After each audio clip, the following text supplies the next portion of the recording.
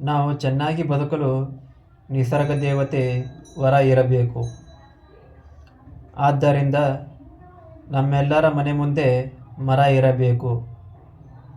ನಾವು ಆರೋಗ್ಯವಾಗಿ ಬದುಕಲು ಸ್ವಚ್ಛನೆ ಉಸಿರು ಇರಬೇಕು. ಆದ್ದರಿಂದ ನಮ್ಮ ಎಲ್ಲರ ಸುತ್ತಮುತ್ತ ಹಚ್ಚನೆ ಹಸಿರು ಇರಬೇಕು. ನಾವು ಬಿಸಿಲಲ್ಲಿ ನಿಂತು ನೆರಳು ಕೊಡುವುದು ಗುಣಕಾರಿ ಮರ.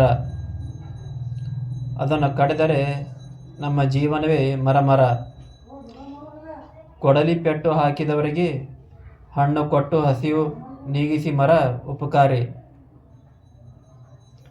ಅದನ್ನು ಕಡಿದರೆ ಮುಂದೊಂದಿನ ನಾವೇ ಭಿಕಾರಿ. ಆದ್ದರಿಂದ ಎಲ್ಲರೂ ಮರ ಬೆಳೆಸಿ ಪರಿಸರ ಉಳಿಸಿ.